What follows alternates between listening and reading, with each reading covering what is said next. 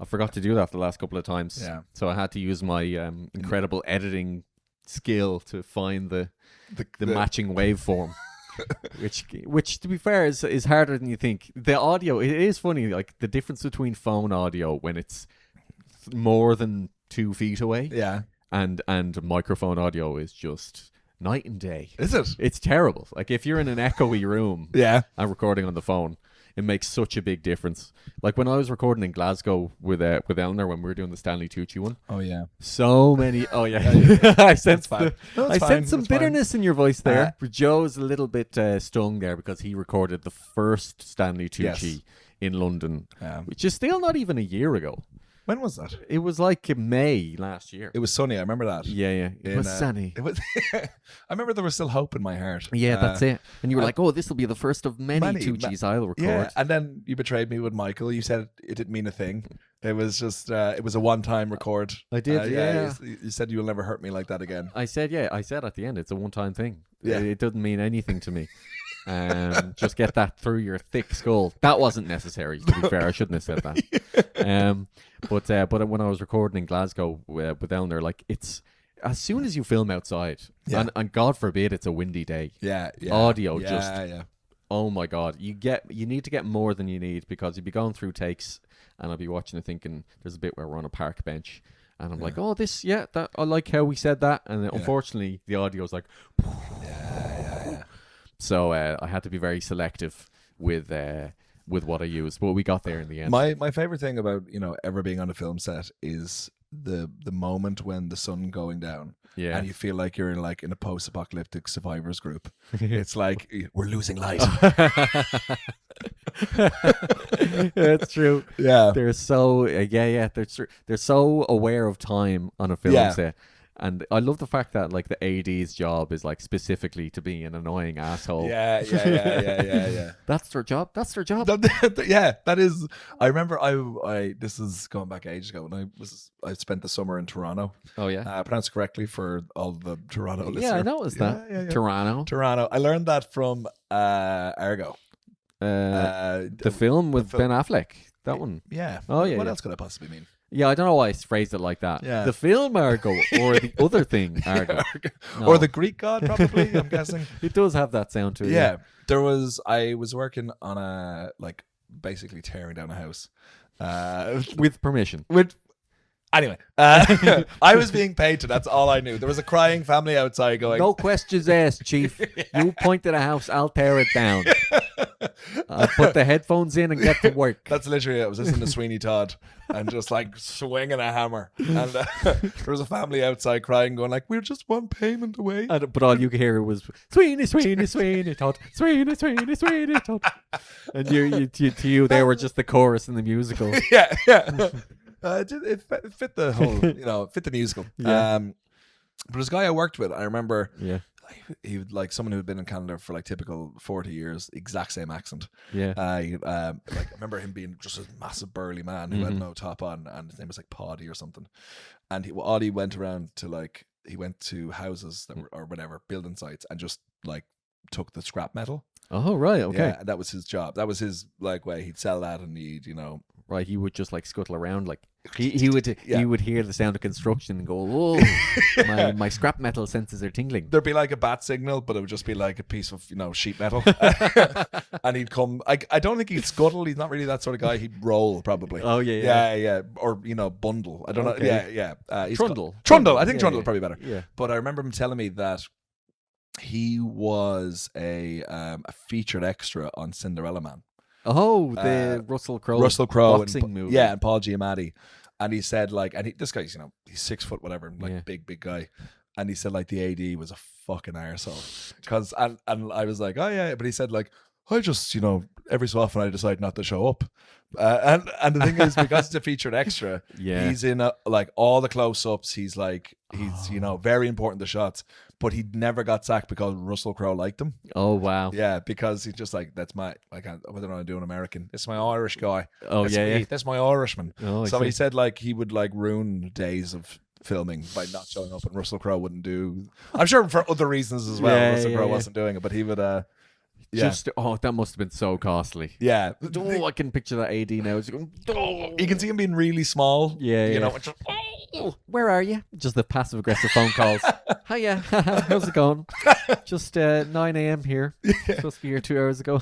it's fine. It's fine. Traffic or scrap metal? Is Scrap- it? Okay, right. Yeah, you're picking up scrap metal. Yeah, That's yeah. okay. That's okay. That's fine. Here's an idea. How you come to this film for an actual scrap? Yeah, Because yeah. it's a boxing film. Actually- Okay. But it'd be great to see you. We've lost $1 million in the past day. Thanks a mil. Beep. Hi, yeah, me again. Turns out there's actually loads of scrap metal here. Lots and lots. It was left over last night that you can just come collect anytime you want. We just need you to stand around and not do anything for just 10 minutes and it'll be fine. That's it. You don't even have to say anything. Nope. And Russell promises to give you any scrap metal he has on him. He says it's all yours. Isn't that right? Yeah, that's right. See? Beep. Actually, lots of people have scrap in their pockets as well. And they said you can go around and take the scrap from their pockets and keep whatever you can get. That's no problem with us at all. Just if you wouldn't mind getting here. The director says we will take apart the trailers. You can have them. We'll take them apart. It's all yours. It's okay? all yours. Any scrap you want is all yours. You can even get in a scrap if it gets you here quicker. Beep. Where the fuck are you? Get down here now. Russell Crowe says he's not filming until you stand behind him and look menacing. Right? I don't give a fuck how much scrap metal you want. Get down here now. Beep. I think I came on too hard in the last one. It's a tough time for us all, okay? It's really, really difficult on set. And I haven't seen my kids and my wife has left me and I kind of feel like you're the only person I can talk to about this. Beep. Hi mate, it's me, Russell Crowe. Listen, the ID's been a pain in the arse. Apparently you won't show up. Yeah, you can hear it. He's losing his or her mind. I haven't decided yet. But if you could just show up, that'd be great. We've lost £3 million because you're like the most important featured extra in cinema history for some reason. All continuity of the film will collapse if you don't show up. Even though I'm the main character and I'm here, but no, they can't even frame you out. So, listen, all the best. Russell Crowe, Maximus Decimus Meridius. See you soon. So probably something like that. Yeah, I think that was pretty much how it went down. I think so. Oh, great.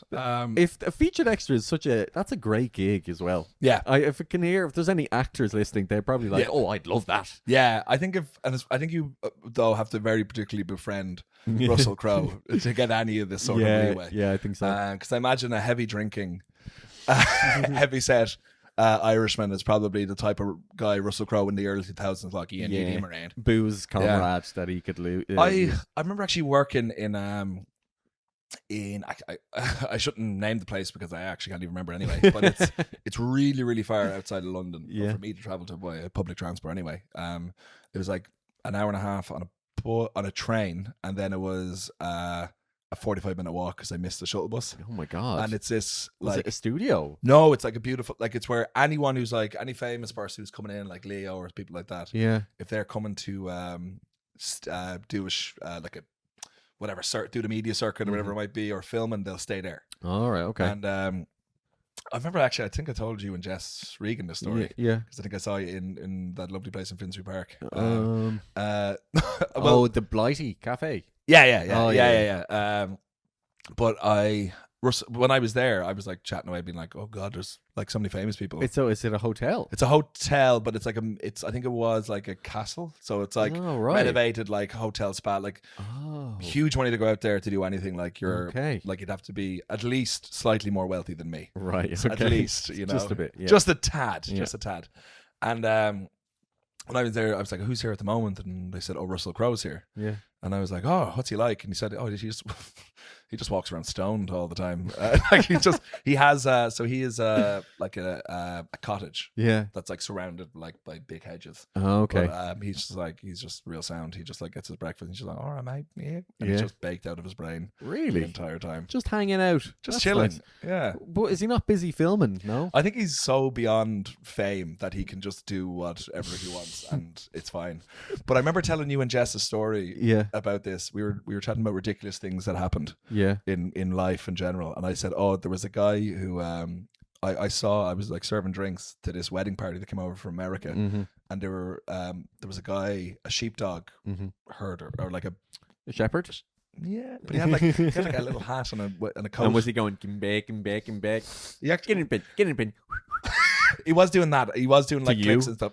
And all the waiters just grouped together. And... Well, this was the gag I said to you guys. It was like, I said, oh, one of the dogs didn't show up. Yeah. All right. So he did the dogs.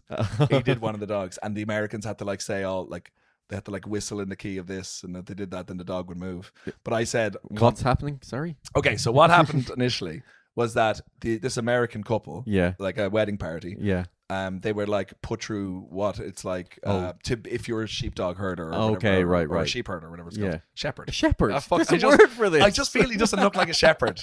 I feel like shepherd have staff and a long cloak. You're picturing St. Patrick. He's a shepherd, wasn't he? Yeah. Was he? But they don't all look like that. The saint outfit is you're trying to get me distracting you. Yeah. But so he like had a few sheep and a sheepdog, and then he would go through like, oh, if I whistle like this, he'll bring around like this, and if I click like that, he'll bring around like that. And I was telling the story to you guys, but I said, oh, one of the dogs was unwell, so he pretended to be one of the dogs, right? And I got them all to whistle and stuff, and I did all the movements, and you were like, oh, mad, and you didn't laugh, I remember. And then I was gonna go, oh, I'm only messing, but I think Jess had moved on with the conversation, and then like a couple of seconds went by, and I was like, I can't go back and say no, that didn't happen. Just to return. Yeah, that was a lie. I told you. Right, so he didn't pretend to be one of the dogs. See, so you were just so matter of fact there. That I know. There, I was like, it's very deadpan. So he didn't. He didn't. Yeah, that is funny. If notably didn't. So this wedding party paid for the shepherd experience. Yes. Presumably. Yeah. Part of their package. Right. I see. Very American. And one of the dogs. Right. Gotcha. That's funny. Yeah. That's but the dog was fine. Like he got the full experience. He didn't pretend to be a dog. That is funny that now it's like cosplaying as like just kind of working class. Oh yeah, yeah. Like that's an experience now. Just imagine being from a lower income family. Crazy. Could be me. But it's like LARPing for rich people. Wait, which one's LARPing? That's like the something live action role playing. Oh, where you might go to this small village in the Netherlands and pretend it's World War II for like 3 days. Yeah. Some people take it very, very seriously. I have met people that have done that, but I think they did it as like a zombie apocalypse or something. Oh, that's fun. Yeah. I went on a date with a girl once who told me all about that. Yeah. And they travel all over. I think just kind of all over Europe. Yeah, and pretend to be. I go to like pretend forests. to be zombies. I'm like, if you got the zombie, that's kind of shit. Like, you just sort of, and then like you can't even actually eat them. No, yeah. The worst part is you can't even bite them. You can't even bite them. Like, there's always a limit. You'll get in trouble. In the creativity, yeah. That's a shame. It's a real shame. That must be exhausting. Yeah. That's method acting, like pretending to be a zombie for 3 days. And then actually eating someone. That's too far. You'd be a sulking zombie. I guess that's kind of similar to a sulking teenager, really. Sort of groaning and not saying words. Yeah, it is actually. It's not too. Look at us being on brand. Wow, check it out. Yeah. Are we? I don't know. What, like complaining about the youth? Yeah. Bloody teenagers groaning. Right? But I feel like we should be afraid of them not knowing that they sulk. Yeah. Wait, no. No. No, as in like us too, having no kids, and also, I don't have any teenagers that I know personally anymore. Yeah. So we should be afraid of them. We should be. They're always sulking. I don't think we should know that they sulk. I think we should be. You would picture like a parent stereotype being like those bloody sulking teenagers, like mine back home, huh? Always bloody sulking. Yes. So I don't think what I've never felt more disconnected from teenagers so much in my life, to be honest. Yeah. It's like growing up when I used to be one. I used to be one. Can you believe this? I actually was one myself. I actually have to check this out. It turns out it's true. Yeah. Like everybody goes through it. Wow. Like thought it was just me. No. Honestly. And like I used to be terrified of teenagers, though. You know that My Chemical Romance song, Teenagers. Yeah. Teenagers, where that's largely the lyrics. Yeah. But like going over to the shops, and I talk about this in my stand-up, like going over to the shops where people used to just hang around all day. Yeah. I would just be terrified of, because they would just take the piss out of you constantly. Yeah. And I would be mortified, terrified. But now I barely even register them. It's like it's laughable. I probably I try. laugh at them. No, that's. And then they look at you and you go, oh God. No, it's so funny how quickly like things like that start to not matter anymore as soon as you leave school. Yeah. And you're like, oh right, that was all just made up. It is. Yeah, it's all make believe. Yeah. I remember like thinking that, when you're like 12, 13 and you're like, 18-year-olds, you're like the adults. Yeah. They're like the proper adults. And then even when you're 18, you're like, I think that false sense of any sort of like you're an idiot. Yeah. And you think that this is everything, all, and you're like, oh God, no. And you look back now and you're like, they're like so young. I know. So young. It feels like all of life is like that now. Because the older I get, I'm constantly looking back going, God, I didn't know anything when I was 28. God, I didn't know anything when I was 34. Time to be 28, yeah. Yeah. 34. You're 34 now. I'm 34 now, but Yeah, I'm skipping ahead to show my... I thought you were saying like, I'm an idiot. I'm an idiot now. Yeah. Do you believe in truth? Wow. Yeah. Yeah. Okay. I mean, good. what do you mean? I don't. Facts. I don't believe. Look, I'm gonna have a bit of a go at Today FM. Oh, okay. Okay, if that's allowed. That's fine. I Yeah. don't know if there's any Today FM apologists out there, but no, Today FM are the ones that, when they have celebrities on, and there's this guy Dave something, and he's so like sucks up to them. I think you've mentioned this person before. On this but podcast. it's only because I liked Today FM or followed Today FM on Instagram, and for some prize. Yeah. I was like Today FM and you get a hug. Yeah. And every so often it shows up on my timeline and it's just him being like, for example, the last one we spoke about was Glenn Powell, when he was like, Glenn, you did an Irish accent in it and it was bloody great. You're fantastic. I'm awful. Everyone in this country is terrible.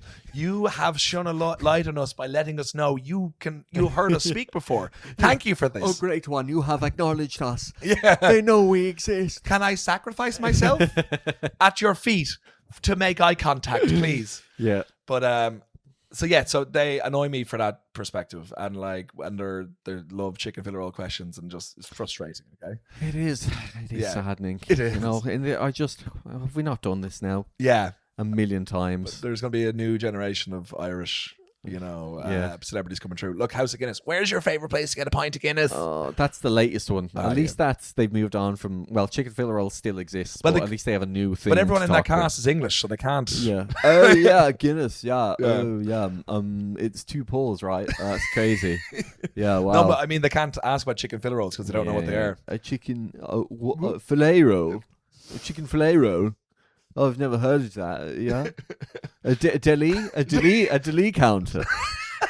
Am I pronouncing that correctly?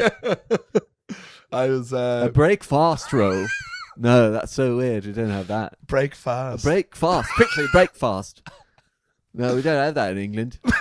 Just when we're getting the foxes. Just probably. I don't know if you saw, but Today FM did their top 100 Irish songs. Oh, yeah. Yeah, I did actually. I think I saw previous guest Michael Fry sharing something about it. Yeah. But his take on it was like, this is going to annoy a lot of people. Oh, yeah. Yeah, he said it. I remember him posting that. And Yeah. I think it was even before, because it did a top 100. Mm-hmm.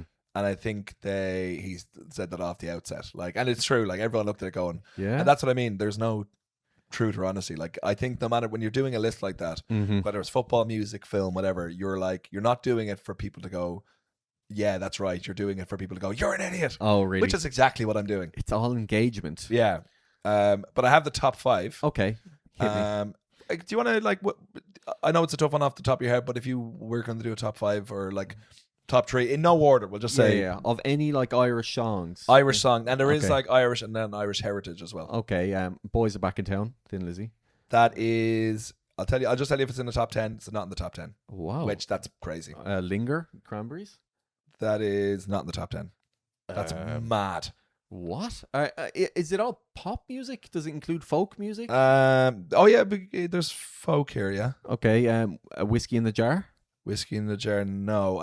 Any version of it. Sorry, I would say I don't know if Whiskey in the Jar is in this at all. Yeah. But the top 10 songs are they are artists, so they'd be right. There's no covers of Whiskey in the Jar in the top 10. Right. Anyway. But maybe it's in the top whole thing. I'd say there's a U2 song in there. There is one U2 song. Where let me see, With or Without You? Yes, number 10. That's only 10. Oh, what? Bewitched. Oh, dramatically, I can't believe that's not there either. That's not there either. Yeah. I'll just say, number one Yeah. is probably the most.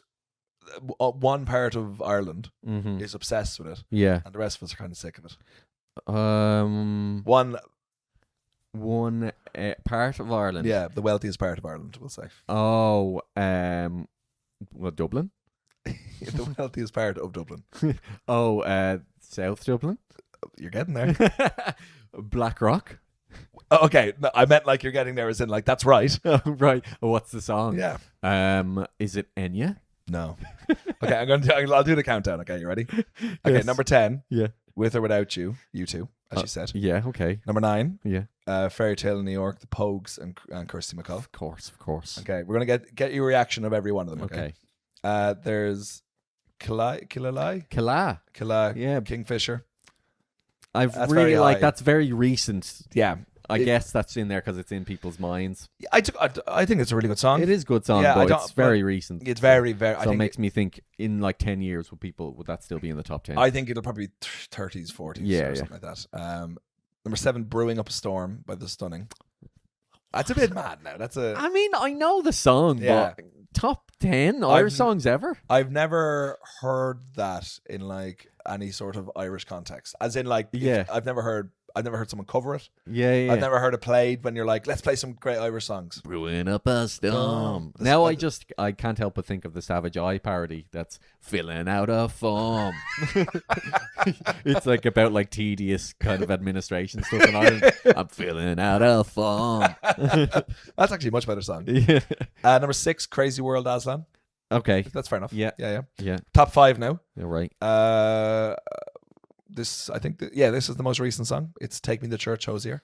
Yeah. Okay. Yeah, absolutely. Mm-hmm. Could even be higher. Mm-hmm. Number 4, Dreams by the Cranberries. Oh yeah, that makes sense. I said Yeah. Linger earlier, but I think Dreams is. I Dreams- prefer Linger, but I think Dreams is a great song. I think I confuse the two sometimes, but no, I think Dreams makes sense. Yeah. Yeah. Number 3, top 3, Bronze Medal. A Rainy Night in Soho, The Pogues. All right. Okay. Yeah. Yeah, I love that song. Love that song. I wouldn't have predicted to see it in the top 5. I think if he was still alive, he wouldn't be there. Yeah. Number 2, Yeah. Nothing Compared to You, Sinead O'Connor. Okay. I think that's fair enough. Yeah. Number 1, This was the one Yeah. you were saying is very popular in South Dublin. Lady in Red by Krista Berg. that would just, oh my God, burn us to the ground if that was the case. Number 1 is Zombie. Oh, Cranberries. right. Okay. Which- Oh, right. You were talking about the rugby Yeah. aspect of it. Linger's number 14, by the way. I'm just going to down. Okay. Boys Back in Town is number 19. Boys Back in Town should be number 1. Yeah, I think it should. Yeah. Again, Linger, I feel like that's there, or not Linger. I'm obsessed with Linger. You are obsessed with lingering. I mean, Zombie. Yeah. Great song, but again, I feel like that's there because it's had a resurgence in the past few years. It's such a. I don't know if number 1. I think I'd put like Boys Back in Town. I think Boys Back. I think higher if they. than that.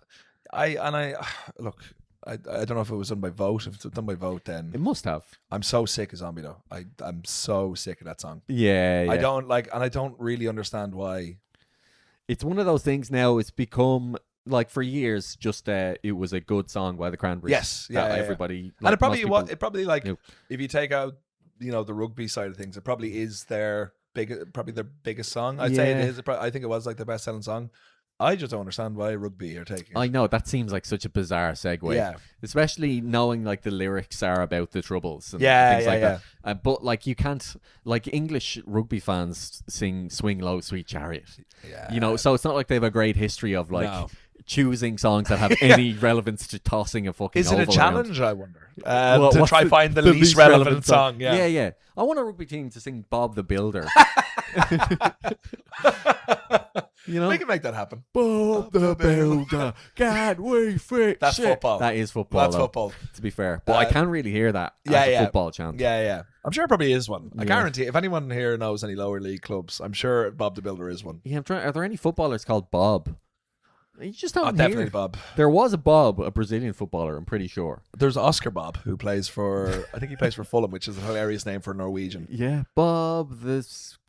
Bob the Winger, can he cross it? Bob the Builder, no, he can't. Because generally they write songs when they're shit. Yeah, that's good. See, we got there in the end. Yeah, I made it work. But yeah, Zombie, that feels like, I just don't, that seems bizarre that that's been appropriated by rugby fans to me. Yeah. And that's why now Zombie gets loads of flack on the timeline sometimes. Every time it comes up, people are like talking about what the song means, and I think there's weird takes on that, and I think it's quite straightforward what it's about. I think what happened was when Limerick, I could be getting the timeline wrong here, but I think it's pretty on board. When Limerick won the All Ireland, for the first time since the early 70s, Cranberries, and obviously Dolores O'Riordan until they passed away, that there was this resurgence. Yeah, but I thought it was all centered around Dreams. Like Dreams and Linger were the two that really exploded. The Zombie was always there, lingering in the background, LARPing in the in the forests of Eastern Europe. It does sound like a type of skipping, doesn't it? LARPing about the place. But you're right, and because of Derry Girls as well, and I feel like those like Dreams in particular was featured a lot in that. Yeah, I feel like that was the one. But then Zombie comes in. It just feels like it's the most serious one. Yeah. And so why would you... I feel like you'd sing a more... Sing it up like it's always sung after Ireland win. Yeah. And we're like, remember the Troubles? Huh? Yeah. Remember the Troubles? Remember that? We can't be happy for too long. Yes, we've won. Let's celebrate by reminiscing on the darkest chapter of our recent history. We should do the Famine song by Sinead O'Connor as well if they got all in. Look, if it educates Brits, it doesn't. Then all the better for it. Oh yes, we finally qualified for the World Cup, lads. A hungry feeling came o'er me stealing. Oh yeah, I'm buzzing. Let's sing about being in prison on death row. But there's a famous Scotland got to the World Cup, the most recent one. Obviously qualified for the one in a couple of months' time, which we never wanted to go to in the first place. Is there a World Cup this year? No, I don't think so. I think we're all going to go on holidays. I wasn't aware of that. Yeah, I think it's all burying our heads in the stand once and then getting into the knockout stages. That's the national sport for us now. But Scotland, the last time they got with the 98 World Cup, and they're back then, every national team would bring out a song, be like a charity album. And their one was by Deacon Blue. I think it was by Deacon Blue, but the song was, I think, called Don't Come Home Too Early. And it's a really, really, really depressing song. Really? Just being like, it's just like, stop being shit. Please don't lose. Yeah, please, just fucking hell, lads. Don't embarrass us. It's shite already. Oh no, don't come back. Is that you? Get back on that plane. No, it's too early. Try again. Who's that? Who are you doing? I don't know. I thought it might have been Limmy. I'm a Scottish man of some kind. Don't know where I'm from. Just fuck off. But they, because Scotland have never... They used to qualify for the World Cups and the Euros all the time, and they've never, ever, ever gotten out of the group stage. Really? Yeah. Oh, wow. Oh, well, maybe this year's the year. Probably not. Well, isn't like Brazil. Every other team in their group, like their fans are banned from going? Oh, is it? The American World Cup? No, Brazil are going. Brazil are in their group. Oh, right, okay. Morocco. Yeah. And then Haiti. Right. So I don't know much about... I know Morocco are the bad guys now. They are the bad guys. Yeah. Them and the Czech. The bloody Chechen. Yeah. Czechs, not Chechens. Different place. Different place. Different war. I would back Scotland just before we move on though. Yeah, they're the closest thing to Ireland in the tournament. Yes. Yeah. They're very Ireland coded. Yeah. It's very much Ireland, Scotland. It's a very much a Lidl Aldi thing, Or Puma and Adidas. Same vibe.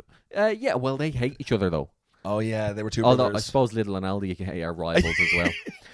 But I feel like, we're sort of like knockoff versions of each other. Yeah. A lot of the same themes are there. Yeah. So as Billy Connolly said, the Scots are just Irish who wanted to go to a rainier place. Like, yeah, that works. Totally on makes brand. sense. On brand. Totally makes sense. Yeah. So I was out the other night. Okay, I had a Saturday off. Oh yeah. And I went and met up with my brother Kev and Irish Own, one of which who listened to the show, and went to a pub in Angel. Yeah. Had a few pints. Lovely, really good time. Free in this certain pub. It's great. I'll say Shakespeare's Head. If anyone's around, check it out. It is, I think, one of the best family-owned pubs last family-owned pubs, in especially in North London. Fair play. So we're in there, and The Shakespeare family, they own it. They do actually, And they have his head behind the bar. That's where it got its name. That's cool. It's named after him because he didn't pay his tab. Bard. Yeah. It's a warning to you all. No one's safe. But they have a free jukebox as well. Oh, cool. Yeah, it was great. And you love a jukebox. I love. Oh, don't. We were there because I was supposed to join you on this trip. That's right. To the That's Shakespeare, right. and I meant to guilt trip you about that. I bottled it very hard. I just said, no, I'm tired. Because we were actually out the day before. Playing pool. And we were playing pool. We found a pub nearby. Yeah. And I had no idea there was a pool table in there. I was so happy when we found that. Yeah.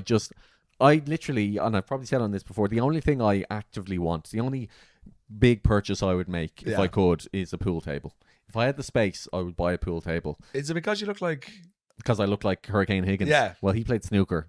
So oh my God. It's not quite the same. It's different sport. Wow. But yes, but in a way, yes, I feel the same urge to hold a cue and hit balls around the table. You know? I do, and we played 3 times. Played, and it was 3-2. 2-1 to me. 2-1, 2-1 to Sean. Yeah. And, even though, like... I did pot the black on the second game. Because I hit it too hard. Yeah. And there was a jukebox in that pub. The most expensive one in London, apparently. Oh my God. It was... no one carries cash. I put £1 in, like a single £1. I put it in, and it gave me 3 credits. Okay, so I was like, 3 songs, and it's like, no, 1 song is 2 credits. What's the point? What is the maths of this? What's the inflation on jukebox credits? What's the point of this? And then they played like this really terrible like Euro dance, sort of middle of the road. Imagine the most middle of the road, terrible, just pop slop. Yeah, slop. It absolute was slop. like actively bad, like actively disturbing. Yeah, you know. And that's why they're like, they put it up like that, because you just keep on putting money in there. Please, you're killing me. Make it end. Make it end. And I respect that you put on one of the longest songs you could find. It was A Whole Lot of Love by Led Zeppelin. Which has this really long, like 2 or 3 minute bit where it's just sort of the drums going and him going Robert Plant is making noises. You sound like some Muppet orgasming. I don't know what, and I don't mean Muppet like from the doll. I meant I don't know who it is though. Which one? It's not Kermit. I'm trying to do the noise to try and remind me who would it be. It sounds like Robert Plant was walking over Lego in the studio. Who put this Lego here? Just keep playing the drums while I evade this Lego. And then and the record producer was like, "That's it. Whoa, make more of those noises, kid." But having we had a lovely time in that pub, and we did. Yeah, and then I said, "Let's keep it going," and you were like, "Yeah." And you were like, no. And then I woke up and I said, "No." Yeah. So I met up at Irish Owen, my brother Kev. A few pints. Kev had the head off. He was playing a gig. Owen was heading off to meet mates. I was going to join him later on, and then ended up just having a few pints. I put on the band on the we do have copyright. They're called the band. We're not being safe here. Ended up like chatting with a girl. Oh yeah, a few kissy, ooh, all that sort of stuff, right? And then she was like, and we had like a good few drinks, and we went out the back, and we were she was going to get her bike, and I was like, cool. I was like, Irish Owen, we're going to meet him down by just before Waterloo Bridge, that the Strand, around that area. Yeah. So I was like, cool, okay, let's get a bus together. And she's like, no, I'm gonna ride my bike. Oh, okay. And I was like, yeah, okay, but like you've had a lot to drink. Probably better to like get on the bus, all right? And being an ally, and this went on for a while, and then she finally convinced me. A cyclist ally, I guess, really. Because like the danger here is being flattened by a truck. Really. Well, yeah, I just don't want her to die. Yeah, that's fair. Yeah, that's admirable. Yeah. And I said to her, and then she was like, she convinced me. She's like, no, I'm going to do this. Okay, fine. So then like I walked a bit ahead, and then she like cycled up behind me and just like was wobbling on the bike, and I stopped her again. It's like, look, you really come on, and more arguments, and. And she said, look, I'm doing this. I'm going to meet you down there. We said we're meeting outside the Lion King. Okay. And because the pub's nearby. It's like, great. Gave her my number, and she, wobbled away, and then I never heard from her again. Well, I hope so do I. Made it to a safe place. Yeah, I don't know if I accidentally gave her the wrong number. I don't know if I checked the obituaries. Yeah, yeah. It seemed pretty safe. I don't know if she just went home, but any one of those plausible. Entirely possible. Yeah, but it got me thinking. Yeah. Of I put out a call for any. I wouldn't consider this a fail. I just think it's a curious story. But I put out a call for some dating fail. Oh, I see. Stories. I see. Yeah, if yeah. you'd like to hear some, By all means. I hit me. love if you said no. Let's end it there. Nice short episode this week. Why were you going up by the Lion King, by the way? What's around there? Another pub, was it? It was just where Owen was. He went to meet his mates. Oh, right. And I went to join them The afterwards. cast of the Lion King. I'm here with the lads. Lads, shut up. I'm on the phone. Welcome here. Where is Joe? Where is Joe? Yeah. So that's just where he was for whatever reason. And I went down. And it was a good time. Was it? No, it actually was. It was really lovely. Yeah. Let me find. So we got 2 emails. We got 1 DM, but these are 2 from the same person. Oh, okay. Anonymous. Separate stories. Yeah. But Right. you missed my gag there. Sorry, what was the gag? I said it by the same person. Anonymous? As in, like, they don't want to be named. So Right, they're going okay. by anonymous. Right. That's why okay. there are 2 emails, but it's. I still don't get it. What do you mean? I'm sorry. How do you not get What it? do you mean? As in, there are 2 emails from the same person, Yeah. so therefore they're the same name, Okay. and their name is anonymous Right. because they don't want to be named. The Yeah, name yeah, is yeah, anonymous. yeah. So my gag is that, like, No, I'm sorry. no, it's I'm fine. confused. It's fine. It's fine. It's fine. I'm sure someone's laughing. I'm sure. Okay. Email in. This is from anonymous. No. Greek, I I'm assume. just kidding. I'm Yeah. kidding. No, that's a joke. Now that's good. Anonymous Greek, that's fantastic. Yeah, that's 5 stars. Yeah. Rest of it, cut. Okay. Hey guys, hope you're great. Love the podcast. Thank you. Thank you. Thank you, Anonymous. Anonymous Bosch. Here's the dating fails. Anonymous Bosch. Yeah, like Hieronymus Bosch. The painter. Okay, that's okay. We move on. We've really milked the whole anonymous thing. Yeah. Please keep me anonymous. That's what we have. Yeah. Hinge first date. Went on a date with a guy a while ago, an English guy who was obsessed with Ireland. Beware of these.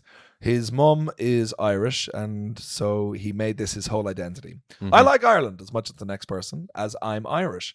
But I wouldn't be the kind of person who comes the minute they hear the first few bars of the L Triangle. Eyes closed, sucking on a bit of Tato like it's their first Holy Communion. That kind of Irish person. You know who you are, and I love you. Anyway, I arrive and see this guy sitting at a table in an Irish jersey. He's already way past the G. I said, "Hi, nice to meet you. How are you?" He says, "Shit." I say, "Oh no, what's wrong?" He said, just a bad day at work. I think excellent. I love his energy. He's got a big, thick Luton accent. He starts to talk about Ireland whenever he refers to Irish people. He would say "we." Okay. Mm-hmm. Red flags already, I think. This, I think, is irritating, but I decide it's okay. I'll let him have this. I know I won't see him ever again anyway. He continues to alter between complaining about his job and asking me questions, which seems good. But he just asking me questions about Ireland. He's a big pervert for Ireland. Perverts for Ireland. Unite. That's called the Irish Republican Party. I say, well, why don't you get a different job if you hate it so much? We spend so much of our time working. Doesn't seem to make sense to spend the time doing something you hate. He said, it's complicated. I think, he must be making lots of money and have a high status job or a family to feed or something that would tie him down. Mm-hmm. He tells me he's the manager of a bar. I say, okay, this is all in 15 minutes. This is all 15 minutes in. He continues to complain and throws out "we Irish" every now and again. I can't handle it anymore. I drink loads of pints. I get through it and begin talking to the person on the table next to me and subtly invite her into the conversation, which I know is bad, but I needed a life raft. I'd made plans nearby in case it wasn't going to be a winner and had mentioned this pre-date already, thank God. So we walked out of the pub together and I say, "What are you going to do now?" And he said, "Well, I'm going to the Sheephaven Bay and have more Guinness, an Irish pub obviously, and finish my Sally Rooney book. At this point, I just went, okay. He goes in for the kill. I serve and manage to dodge the shift and do a fake laugh and say, it was nice to meet you, and then sprint off into the night. Finn. That was a great story. Yeah. I have to say. Really good writing. Really, well. yeah, Nice really descriptive well language yeah, there. Yeah. Pervert for Ireland was very funny. Sucking on Tato, etc., Yes, etc. yes. And the old triangle got mentioned again. It did. I personally like when she said he's way past splitting the G as well. Yeah. I like that. This person's a natural. Yeah, if I met a few people who make Ireland their entire personality. Yeah. And it's I'm right here, Joe. Yes. Okay. Have we ever really met? But it's yeah. Look, identity like that is a tough thing, you know. I'm not going to say someone isn't Irish, but I'm also going to be like, shut the fuck up. Yeah, but like in moderation, you know what I mean? Like, yeah, we do be Irish in moderation. Yeah, genuinely, I'm like, all right, yeah, great. Yeah. We've got. I feel very lucky to be Irish, but like, let's not overdo it. Like, really not. Get on with it. Especially when you don't have an Irish accent. Yeah, exactly. Luton It's bartender. Like, it's like I'm not getting anything directly from this. Yeah. You don't even sound Irish. No. But yeah, like Irish in moderation. Is I would what think I would so. say. Yeah. What tips would we give him? To be a better. Stop saying we. Stop saying we. We. That's a bit cringe though. Yeah. Like you can totally feel like connection with it, but I mean, just rein it in. Play it cool, man. And don't wear a Ireland's not going to shag you, mate. You know. Well, I've heard many times it's fucked a few people. Whoa! Zing! I would say don't wear an Irish jersey to a date. Also, yeah, don't wear football jerseys as a grown man. I'm saying that because Joe's wearing one right now. I'm wearing a vintage AC Milan jersey from the mid 2000s, which hurts me that that's vintage, but still. Ronaldinho on the back, 88. So yeah, jersey no. The wee stuff no, and don't be negative either. Don't come in being like, I've had a terrible day. Oh Jesus! Like I wasn't even starting on the date stuff. All of that sounds terrible. Yeah. Really. Handled very well by the sounds of it. By the other person. Bringing in somebody else from your other table, respect it. Yeah, 100%. That is pivoting, reacting in the moment. I do love improvising. I do love how they said that they had a load of pints, and then also said it was only took 15 minutes. Yeah, you know, that's impressive. That's quick. Yeah. So we're gonna give green flag to one, red flag to the other. Which way are you going? Green flag to the person who ran away. Okay, good. And, usually that's not the case. Yeah. But in this case, I think justified. Fairly, like, you know, knew what they were doing, had a pre-date like excuse as well to nip off, and was a very agile dodge by the sound of it at the end there. Very well played. I hope they made that noise.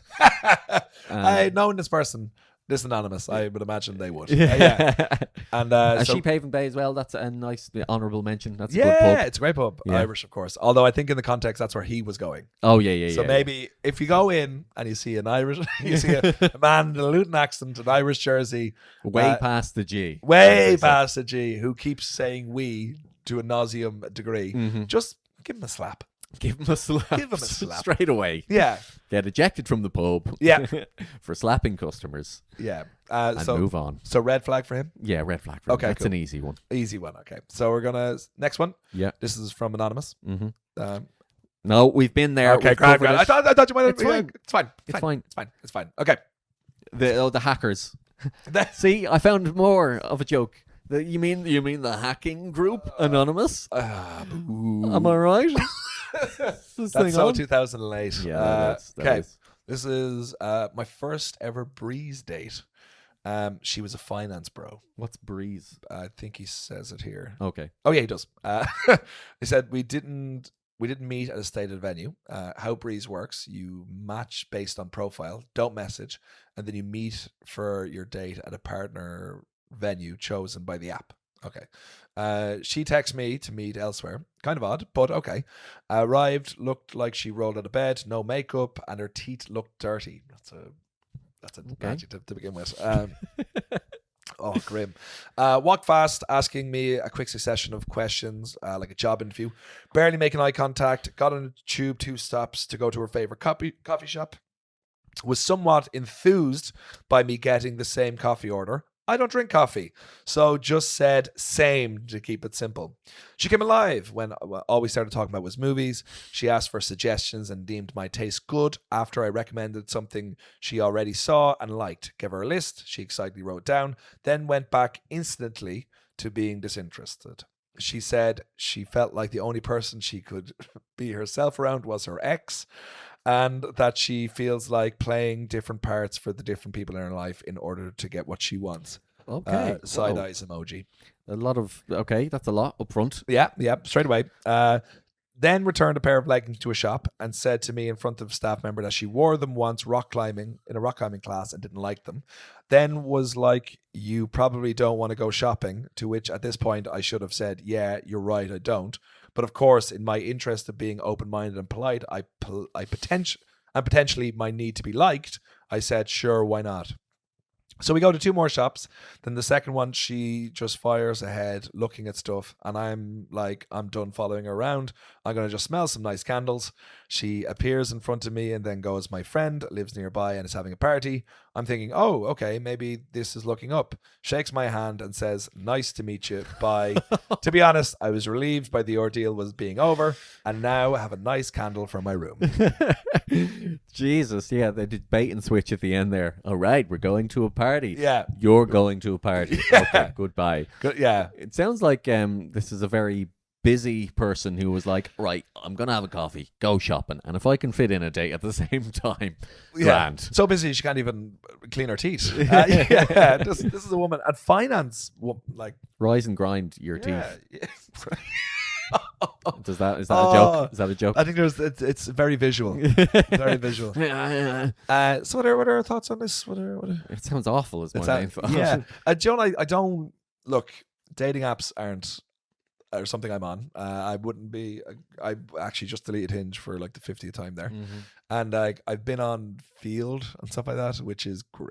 And anything that isn't like Hinge is the most wholesome. Yeah, but I know you had success, mm-hmm. But I think a lot of dating apps now are, especially like Breeze, I've heard about. Yeah. And what is the gist of that again? How does it work? It just, hey, let's meet up and have a good time. Oh, really? Yeah, okay. And we don't need to make eye contact. Right. We don't even need to learn surnames, you know? Oh, I see. Yeah. Right. Okay. I don't know if Breeze is exactly that, but it's just that is the vibe. Yeah. Okay. So I would, yeah. I don't miss them, is what I'll say. Yeah. I feel lucky. Yeah. You know, I've so many. You know what? The worst part to be, you talk to somebody for a few days on a dating app, and you think, oh, this seems all right. Like you have a bit of chemistry, and then you meet, and you know within 5 minutes that's not going anywhere. You don't really feel anything. I think in real life it's just, I think 9 times out of 10, because you're getting the vibe. You're like, they can't really, they can put up a front for a certain thing, but you can like get a full idea who they are, how they walk, you know, how they scuttle. Do they walk like John Wayne in a western? Yeah, you know, When they walk into a bar, does everyone, turn, look at them, does and there being a stop? Yeah. Are they wearing a cowboy hat? Yeah. Do they have a dirty, smudged face? Yeah. Do they have a 6-iron by their side? You are dating a cowboy. You're dating Get out of there now. And I've been there too many times. Yeah, you've been hurt. Too many, because they come into town and then they cause a ruckus and then they're gone again. Yeah, there's no commitment. You know? There's no commitment. And then they swan back in a couple of months later. Yeah, and challenge someone to a duel. I thought we were going to get coffee. And it's always the duel is against someone that you've been speaking to. Yeah, the sheriff. Yeah, the sheriff. I was talking to the sheriff just the other day and he seems like a lovely fella. Yeah. And what do you know? He's on his back after being shot by this cowboy. A bloody cowboy. And he never even texted me back. That was the worst part. That was left on scene. Two blue ticks. So listen, don't do that. Basically. Don't date a cowboy or a finance. Yeah, if they walk into the bar and the music stops and everybody turns around, red flag. And if they order sarsaparilla, and sarsaparilla, like hit the road, hit the road. Anonymous, don't date cowboys. Don't date cowboys. Would be the advice. That's for everyone out there. Mm-hmm. We got one more quick one, which came in via the DMs, and this one is not by anonymous, so okay, probably be terrible. Making my way in the world today takes everything we got. Here it is, by Kieran Simmons. Mm-hmm. Oh, soon as sing. Oh, here we go. So Kieran, go back to me. Second date. Are you sure it's anonymous? Yeah, or it's not anonymous? but like he doesn't say anything. That wasn't an email one, was it? No, it's not an email one. You can see it on Instagram. Oh, right, okay. And I'll just delete the part where I say his name. Okay? This isn't going out live, right? Are you sure, I'm Joe? just making sure. Are you sure, Joe? Just making sure. Second date, Cliffs and Moore. She told me to watch my step because the rocks were slippy, and she proceeded to step on a rock and slip into a gully. God. I hope she doesn't listen to the pod. A lovely woman. Is that it? Yeah, and I wrote back several laughs, and then I said, "Did you not see her again because of her clumsiness?" She said, "There were 2 more dates. Alas, we live too far from each other." It's all right. I really thought when you said we were at the Cliffs of Moher and she slipped, I was like, oh my God.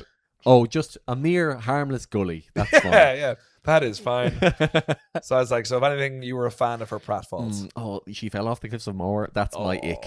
That's a bit of an ick. Yeah, running for a bus. It was going great. Yeah. Ran for a bus and then fell off the Cliffs of Moher, and something about that just put me off. Yeah, but I will say, Kieran, I don't think you're coming off great here because, well, look, in fairness, this seemed to be lovely eyes and whatever. And I was like, but how far are you away for it to be too difficult, like travel wise? So Limerick and Galway. Yeah, you're infected with London brain. Yeah. You're like, just get your tube, mate. Just get your tube from Limerick to Galway, innit? But you get a boat if you care, you know. Yeah, that regular 4 boats an hour service they have. If you really cared. Yeah. It's like 2 different worlds. I said, might as well be 2 different continents. And I went, 2 hurling strongholds. You could have been the Colchi Romeo and Juliet. But alas not. But neither of them were 13. So no. Thankfully. So well, it's not a perfect analogy. It's not a perfect analogy. No, but it's pretty on brand. Yeah. But I think they're both fine. Oh, I think that's fair enough. That's just a funny thing that sounds happened. like they gave it a good go. 3 dates. 4 dates altogether. 4 dates. Oh, right. So when did I discover that they lived in different counties? I'm just saying. Wait a minute. Yeah. 4 dates in. Where are you from again? Sorry, I didn't listen to a word you said. I just keep thinking about the time you fell into that gully. Yeah. Cool. Well, thanks for listening, guys. We'll go on to YouTube and chat more. Yeah. That sounds nice. Let's do that. Let's do that. Please follow, subscribe, give us 5-star rating. Tell us you love us. Yeah, and sounds good. Keep tuning in. Keep tuning in. Black in the Blue Bin. Black in the Blue Bin. What's in your head? In your head. Joe Neal. Joe Neal.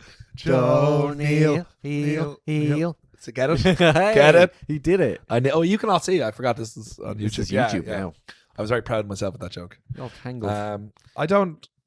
Do you know, are you a full name person? What do you mean? As in, like, do you know why there's some people in your life that you will give them? It won't be like.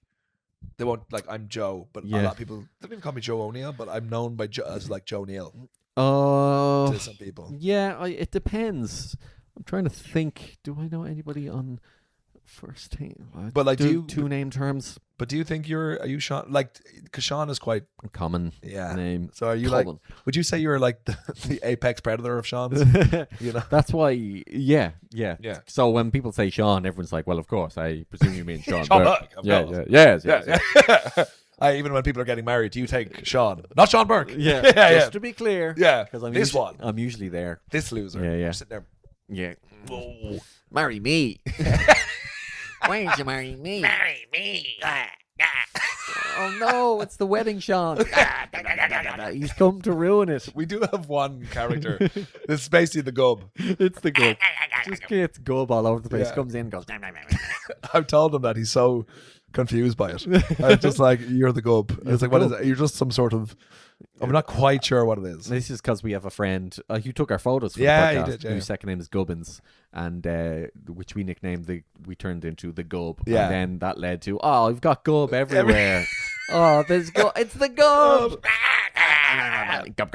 Well, we're not entirely. I have a kind of picture in my head. Yeah. That it's like a formless creature. I'm picturing. Is it Slimer from Ghostbusters? Oh, mine's not too far off that. Yeah. But my guy is like, it's more intrusive because he has legs. Okay. But he's like it's kind of like orange, and he's just like, like really frustrated. I feel like do you remember those old tango ads? Was there a guy like that? Maybe, yeah. I feel like there was a feel like tango creature or something. That slap people in the face. Yeah. The You've 90s. been tangoed. Yeah. You've been gubbed. You've been. God, what a terrible mascot. Yeah. I think, it was just provocative. It was edgy. Ooh. Yeah, you've been tangoed. I think there was like a spate of people being tangoed then. They had to change the ad. Then they changed it. Being tangos being kissed, which you wouldn't allow to have that now either. No, you can't They're do that. so, I guarantee you, when they changed to being kissed, there was like Christmas parties or work outings where like the 50-year-old plus boss was just like, would be like, oh, give a kiss. You know, you've been tangoed, sweetheart. Oh, God. Yeah. Not another tangoing.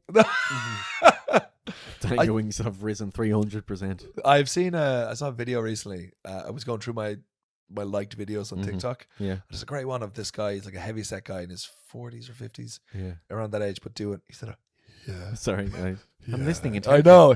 Yeah. Yeah. But he's doing a tango, and it's like, it's not even a tango. It's like, you don't know what partner you have. It's like a competition. The music begins. A partner just comes up and joins you. Yeah. And you dance to whatever music is happening. Yeah. It's honestly one of the most incredible things. Oh, wow. Because the guy is, I'll try and find it. I'll send it on to you. But the guy is like, you know, like I said, heavy set guy, probably in his 40s. What a mover. Yeah.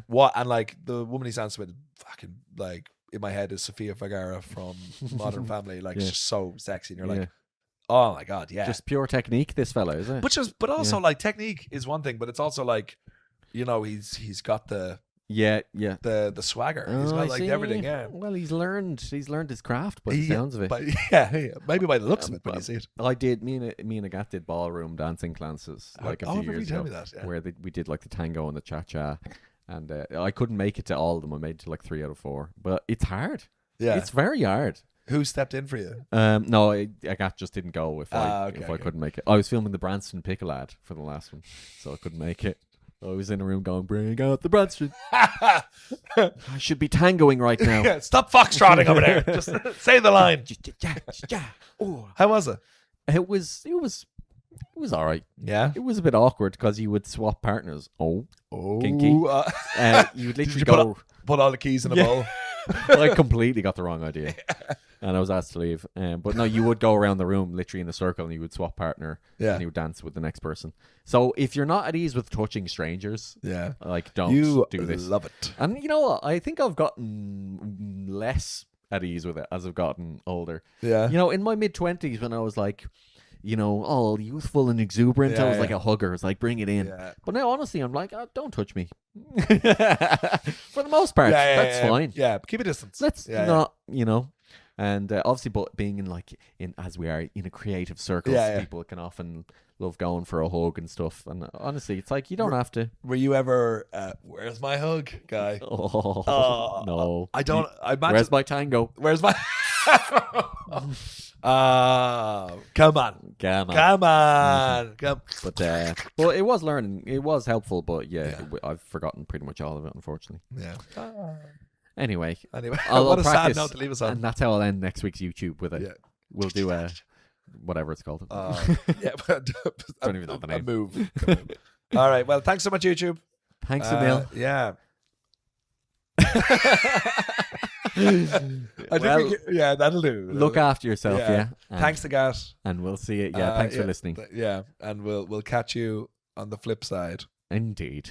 I just never know how to end it. Yeah, it's good. It's good. And bye.